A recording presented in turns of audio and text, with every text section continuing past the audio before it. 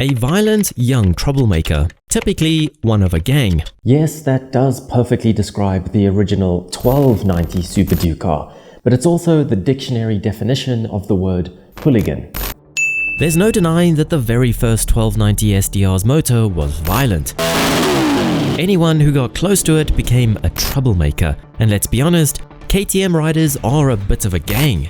Personally, I prefer the term orange cult, but close enough, right? Well, this is the 4th generation Super Duke R. Technically the 5th generation if you count the 990 from 2005. But even KTM don't seem to count that one very often, so we'll stick with 4th generation. And on paper, this is even more of a hooligan, because it has an even bigger 1350cc engine. Now with camshaft too, so it pulls harder throughout the rev range. And has functions like wheelie control that encourages bad behavior. But it also seems to contradict itself, like these. Winglets. Isn't their job to kill all wheelies? So winglets go against every Super Duke marketing video ever made. And just the idea of updating the Super Duke goes against the nature of the Super Duke. Think about it. What made the original 1290 Super Duke so loved was its rough and raucous nature. It wasn't the fastest or the most practical, but it was the most hooligan bike ever made. The principle of updating a bike is to refine it, and the Super Duke is the exact opposite of refinement. So, is it straying from its roots? Thank you to Quadlock for sponsoring this video. To find out if the Super Duke is getting softer with age, I get to spend the next 127 hours with the new 1390. Thanks to Fast KTM. They're undoubtedly one of the best KTM dealerships in South Africa, and there's a Fast branch in both Johannesburg and Cape Town. So if you're local and in the market for a new bike, used bike, or just in need of a workshop or some accessories and apparel, Fast is the perfect one-stop shop. This is the R model, starting at around $21,000. I've been itching to ride the new 1390 because this one is close to my heart. Since my dad had the original 1290, at the same time I got my big boy license. So I spent a bit of time on that bike and loved it. As always, the first ride on a new bike is fascinating. So let's go over a few Austrian anomalies that I immediately noticed on my ride home. First off, the suspension is superbike stiff, so it's pretty rough at low speeds, but you quickly forget about it at normal speeds. That 5-inch display is gorgeous, and all the info is right where your eyes naturally look for it. There's no visible strain gauge for the quickshifter and auto blipper, which is a first for me, but it's really smooth and satisfying, instantly making an engine like this even more fun. The riding position is right down the middle of sporty and comfy. It is, however, pretty tall, but very easy to move around, even as a human only 170 centimeters from the ground. I also love that you get oil temp. It's just as useful as water temp, and most people don't realize how long oil takes to warm up. It also puts a hard limiter in when it's cold, so even if you want to, you can't abuse it while it's still warming up. Great news for the second owners.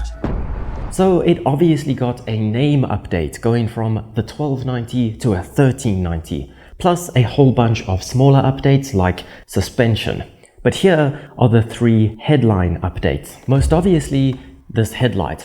I've heard a lot of jokes about it, most of them rude, but personally, I really like it. It looks a lot less brash in person as opposed to photos, and I think this is what pushes motorcycle design ahead. And I appreciate that KTM were brave enough to do something like this. And it also has a bit of a purpose. On each side of the headstock here are these honeycomb air intakes. And if you look through the gaps in the headlight, you can see that it allows direct airflow to the intakes, offering a sort of ram air effect. Then there's the engine. It's gone up 49 cc's, going from a 1301 to a 1350, because a lot of people complained that the 1301 just wasn't enough. But in all seriousness, that's an increase of one of these, and each cylinder is a Triumph 675. Yet somehow, it still manages to rev to 10,000 RPM. So yes, all the figures have gone up too. It now makes 190 horsepower, and 145 Newton meters of torque. Shockingly, it still doesn't make the most horsepower in its class, but it does make the most torque, so pick your poison. But the increased displacement shouldn't be the main talking point. The variable valve technology should be, which KTM call cam shift. Basically, there are two cam lobe profiles, one for lower down in the rev range and one for higher up. It then electronically switches between the two, allowing the valve to open more and for longer, so that you get that spread of power throughout the rev range. It kicks in at around 6,000 RPM, and interestingly, there's a 250 RPM difference between cylinders to smooth it out, and boy does it work. You can feel it, but it's really smooth, and it definitely does the job. It keeps pulling right to the red line. The most obvious sign of camshift kicking in is the change in induction noise, but you probably won't notice that once you get rid of the stock can. The Super Duke has always had radical styling, and this one is no different. This is the obligatory orange one, and it looks brilliant with a mix of satin and gloss finishes. We already spoke about that orangutan headlight, but you have to admit, the running lights look awesome. That orange steel trellis frame never gets old, but these days it has a composite subframe that looks neat although a bit boring. The seats are beautiful, with a tacky material on the edges and softer stuff in the middle. I'd call it Alcantara, but the truth is, I have no idea. The pipes are a work of art, and the sole reason I would buy this bike. The single-sided swing arm almost gets lost because the rest of the bike is so radical, as do the winglets hiding under here, but they are indeed there. I am, however, really against this modern trend of getting rid of the taillight and integrating it all with the indicators. Plus, they're just copying a well-known German brand. I think it ruins the tail of bikes, but I might just be old-fashioned. Luckily, you never see it while riding or think about it, because this thing is utterly brilliant. A special bike like this deserves a good ride. So in order to navigate to some good roads, I first need to throw on my quad lock phone mount. I already have a quad lock case on my phone, and since the Super Duke's handlebars are pretty full with that big screen, I opted for my brake or clutch lever mount over my usual handlebar mount. This gives you the option to angle the mount up and down or left and right to face you perfectly. Luckily, Quadlock also offers a vibration dampener, because I may have accidentally ended up on a dirt road with the Super Duke, and those vibrations would definitely have damaged the stabilization on my phone's cameras if it wasn't for that, and it ended up looking very clean. A quick 45-degree twist uses the notch on the back of your phone case to lock your phone securely to the bars, vertically or horizontally. Then you have navigation right in front of you, can see who's calling, or control your music. And unless you press this tab and twist, your phone isn't going anywhere. They make a mount for every bike, and after your ride, it's still useful in your car, at your desk, or even out cycling, for example. They have a mount for every occasion. So if you need a phone mount, get 10% off with code CHAOS at quadlockcase.com or follow the link in the description. Around town, the 1390 is faster than the average road user can think. And I don't just mean in terms of speed. Of course it accelerates quickly, but it also turns quickly, stops quickly, and it gets you into this flow state where it's gone in a blur before fellow road users even know it's coming. But somehow it does it in a way that doesn't feel dangerous. It's like it teleports around. It took me a whole 3 minutes to realize that even the suggestion of the 1390 going soft is ridiculous, and I apologized to it immediately. You see, KTM claim that these winglets add 3 kilograms of downforce at 200 kilometers per hour, and you'd be surprised by how quickly that approaches. But one thing is for sure, they don't stop the front wheel from lifting. To be honest, I'd be lying if I said I could feel them at all. If I was like Princess and the Pea, I'm sure I could, but I'm just not sensitive enough. It also manages to go through wheelbarrows of fuel when riding it like a lunatic, so beware that you need deep pockets. Not just for fuel though. With this much torque, you need a new rear tire and chain and sprockets more often than oil changes, but it is entirely worth it. Most of this is down to that menace of a motor. It's beloved for a reason. Out on the flowing roads, it becomes, dare I say, economical and a ton of fun. You start to appreciate that it can hold its own in the corners too. The engine feels like it floats along. With all that torque, you can just leave it in third, lug it out of corners and rev it out. It's lazy but sublime. That big V-twin begs you to constantly be altering the RPMs. KTM has also doubled the valve clearance service intervals on this to 60,000 kilometers, which is crazy for a high-performance engine like this. So they clearly have confidence in it. It's no secret that KTM are constantly trying to improve this bike's rider aids to make it more rideable for everyone. Then they sell more bikes. But I was concerned that the electronics would constantly be getting in the way of the fun. But they do it so quietly that you still feel like a hero. You can be accelerating as hard as possible, feeling like you're smothering the front end and managing the grip as well as Marquez. But if you glance down, you'll notice the TC light flashing. It's quietly sapping the power in the background, but in such a delicate way, you don't even notice. And that's probably my favorite part about the 1390. It does everything in such an extreme manner that you're forced to contort your body to aid what it's doing. You're forced to engage with it, not just tag along for the ride. Take the brakes for example. As expected in this tax bracket, you get big, beautiful Brembos, front and rear.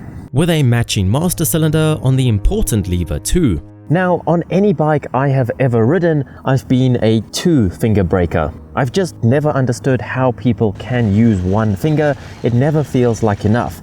But on this, I've ditched all fingers but one, and I haven't lost any force or feedback. At first, the lever felt like trying to squeeze a brick, but once riding, it all comes together, and I have a new respect for modern Brembo setups. Obviously, it also has WP suspension all round, 48mm fully adjustable apex forks up front, and an apex rear shock. On the R model like this, it's all manually adjusted with old-fashioned tools, but on the Evo model, you get all the fancy electronic stuff. On faster corners, it can be a tad twitchy over bumps, resulting in headshake, but that's most likely due to the suspension being too stiff for my weight. So its wild side is without a doubt wild and awesome, but it does have another side to it as well. It's not built for traffic, but you wouldn't know it. It's easy to glance over your shoulder, it's high up so you can see far ahead, and it doesn't overheat like a superbike would. The only danger is how quiet that stock pipe is, but that's Europe's fault, not KTM's. Like I said, I even accidentally ended up on a sand road, and it was surprisingly plush and fun there too. Definitely KTM's dirt roots coming through. Believe it or not, there's even a rear seat and passenger foot pegs back here. So I made sure to take my girlfriend with me on my fun ride to get her comprehensive review of the passenger amenities. From the rider's seat, it hardly noticed her. Engine-wise and handling-wise, it was still a blast to ride, which can't often be said with a passenger. Plus, there's a remote preload adjuster that makes adding extra weight super easy. And here are my girlfriend's thoughts. Seat, roomier than expected and comfy. Pegs, good distance from the seat, don't get any cramps, and well placed. But it's tiring under braking because it puts the passenger at a slightly different angle to the rider, and there's just not much to lean on while braking. I could easily convince you that the T in KTM stands for tech with the 1390, but it doesn't. It stands for trunken poles, obviously. It does, however, have every rider aid and electronic goodness known to man, except for heated grips. I mean, I don't want them on a Super Duke, but BMW have kind of set the standard there, so I have to mention it. It has a keyless ignition activated by this lock button. Then you have this protruding backlit switchgear, making it easy to control the silicon. There's cruise control that is a tad enthusiastic, controlled by these two buttons on the front of the left grip, and a set button on the back for your trigger finger. Then there are 5 modes: Rain, Street, Sport, Performance, and Track, of which the last 2 are only available with the Tech Pack. And yes, the Tech Pack does cost extra. However, KTM let you try it out for free for the first 1,000 kilometers before it disappears, proving that all those capabilities are still within the bike, you just didn't pay for it. The only thing worse would be a subscription model like Netflix, and I probably shouldn't even suggest it. On the plus side, the graphics keep me entertained for hours, like this graphic for engine braking. Here's the one for MTC, and my favorite has got to be the anti-wheelie that gets progressively higher. All of this makes it easier to understand, a lot easier than my R1 for example, that just throws numbers at you. Track mode gets its own dash entirely for your motivation, and since the menus are so vast, you even get 2 custom buttons that you can set to take you straight to any setting you want. So that is the new 1390 Super Duke R. It's rapid, gorgeous, more versatile than it deserves to be, and expensive to run. And yet, I just put my kidney up on Marketplace so I can buy one. KTM just keep making this one-of-a-kind creature even better. A giant motor squeezed into a trellis frame without a windscreen always sounded like fun, but it also inherently came with a few drawbacks. And generation after generation, those drawbacks get less and less, rather annoyingly if you don't have KTM money. Nevertheless, 127 hours later, the 1390 is back with Fast, and I already miss it. So let's give it a score out of 60, shall we? Assuming there's enough space left on the board. If a Super Duke doesn't beat an MV Agusta Turismo Veloce, I'm gonna have to reevaluate my entire life. It looks mental, fast, and intimidating all at the same time. So for that, 9 out of 10. It can be tame and it doesn't overheat. But then again, it eats tires for breakfast, and just imagine the insurance premium on that. 6 out of 10. It is the definition of fun. 10. It might be priced accordingly to its competitors, but that doesn't make it cheap. 6 out of 10. It's faster than should be legal without a windscreen. 9 out of 10. Provided you have an aftermarket exhaust, that engine makes you twist the throttle more and more just so you can hear its next tempo. 9 out of 10. Who doesn't love a loud V-twin? Giving the 2024 KTM 1390 Super Duke R 49 out of 60, and placing it right at the top of our stacked leaderboard. But anyway, let me know if you would have the 1390 in your collection, and I'll see you on the next ride.